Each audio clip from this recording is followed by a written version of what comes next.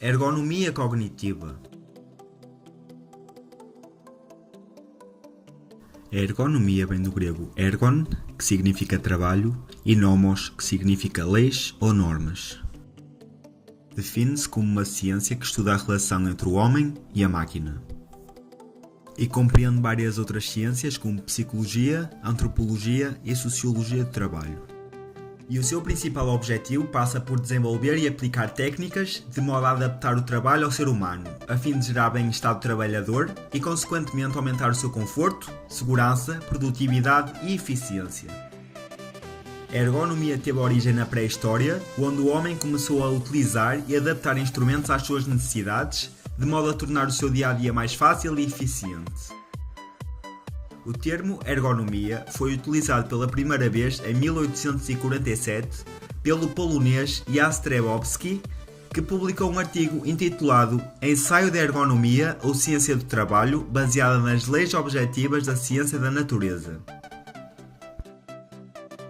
De 1939 a 1945 ocorre a Segunda Guerra Mundial, onde são desenvolvidos conhecimentos científicos e tecnológicos de modo a melhorar a capacidade e eficiência da interação entre o homem e a máquina, reduzindo assim o esforço, o cansaço e os acidentes. No pós-guerra, as pesquisas e conhecimentos adquiridos foram aplicados no cotidiano.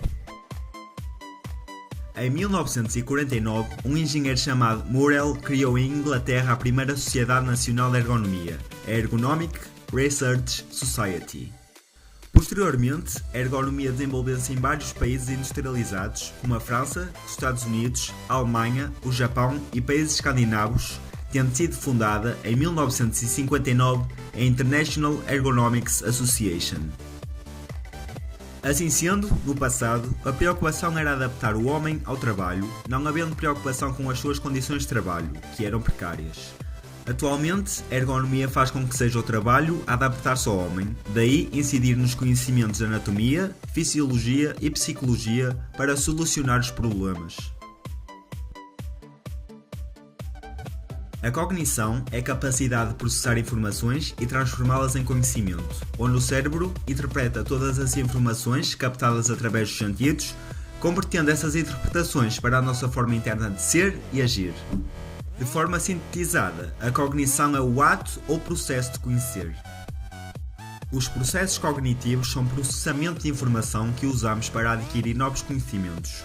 Existem vários processos cognitivos, como a percepção, a memória, a linguagem, a aprendizagem e o pensamento. A percepção é uma atividade cognitiva com atribuição de sentido, tendo como base as nossas experiências, expectativas e motivações, implicando interpretar a mensagem sensorial, havendo assim a atribuição de um significado, o que implica uma atividade de codificação e descodificação por parte do sujeito. A memória é a capacidade de registar, armazenar e evocar as informações recebidas e processadas pelo organismo. Está dividida em 3 estágios: a aquisição, armazenamento e recuperação de dados, e pode ainda ser classificada como memória sensorial, a curto prazo, a longo prazo, episódica e autobiográfica. A linguagem é a capacidade que temos para expressar pensamentos e sentimentos através da palavra. É a ferramenta que usamos para comunicar e para organizar e transmitir a informação que temos sobre nós e sobre o mundo. A aprendizagem diz respeito à aquisição ou mudança de comportamento e de conhecimento devido à experiência do sujeito, havendo adaptação em função do meio envolvente. O pensamento permite integrar toda a informação recebida e estabelecer relações entre os dados que a compõem, estando dividido em pensamento convergente e pensamento divergente. A ergonomia cognitiva é um ramo emergente da ergonomia e diz respeito a um conjunto de fatores que incide sobre o ajuste das habilidades e limitações cognitivas humanas entre máquinas, tarefas e o meio ambiente. Assim, este termo é usado para se referir ao tipo de ergonomia que visa alcançar melhorias no trabalho para prevenir e aprimorar a cognição dos colaboradores. Estes processos mentais são essenciais para que haja, inclusive, segurança no trabalho. Neste sentido, a ergonomia cognitiva tem um papel fundamental na concepção, desenvolvimento e avaliação de produtos multimédia, uma vez que o objetivo principal passa por desenvolver um produto que se consiga adaptar da melhor forma ao utilizador, facilitando assim o seu uso, bem como melhorar o bem-estar do utilizador.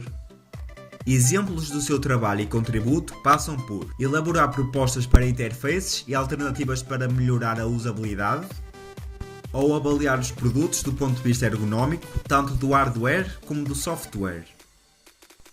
Existem várias associações, tanto nacionais como internacionais, que se dedicam às questões ergonómicas, como por exemplo a Associação Portuguesa de Segurança ou a Federation of European Ergonomic Societies.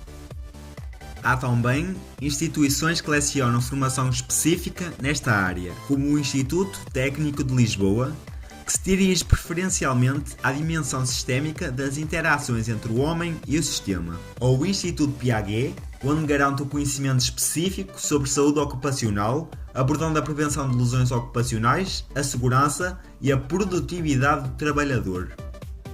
Disto resultam várias publicações e artigos como The Ergonomic Software Plan Sits the Problem with Economic Loss, Ergonomics in Product Design, New Technologies in Human Factors and Ergonomics Research and Practice, entre outros. Hoje em dia, a comunicação visual é uma estratégia indispensável, pois através dela são utilizados diversos elementos para expressar ideias, como imagens, símbolos, gráficos, fotos, vídeos e ilustrações.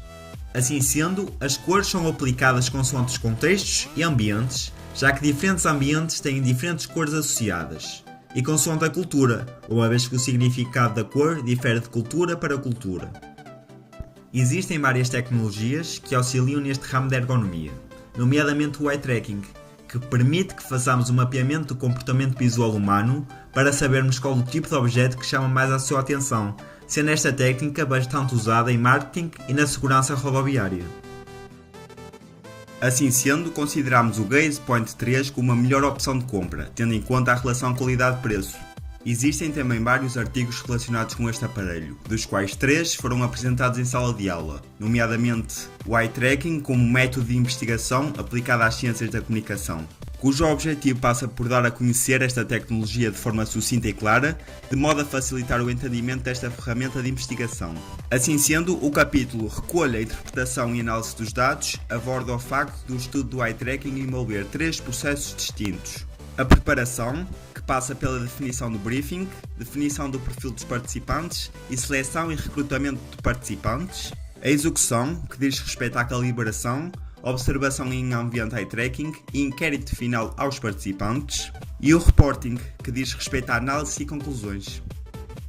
O uso do eye tracking para mediação da satisfação para teste de usabilidade em interfaces web refere-se ao software e à sua utilização, onde este registra o movimento dos olhos do utilizador, sabendo que o movimento inicial provém da idealização da tarefa dada. Porém, existem alguns aspectos que podem influenciar os resultados dos testes, como a simplicidade da interface e a experiência do utilizador. Daí ter de ser utilizado cuidadosamente, pois é possível obter resultados fraudulentos. E ainda, Eye Tracking Social Behavior Analysis, que afirma que há cada vez mais um interesse em desenvolver um produto que vá ao encontro das preferências e necessidades do utilizador, e o aparecimento das redes sociais veio a facilitar essa análise e a recolha de dados, sendo este processo auxiliado pelo eye tracking.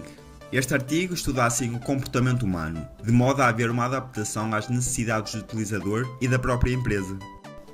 De modo a utilizar o eye tracking, escolhemos esta publicidade da Nike, Run, cujo objetivo seria verificar se o foco seria na marca. E após os 4 testes realizados, verificamos, através do heatmap geral, que o foco incidiu, de facto, na marca.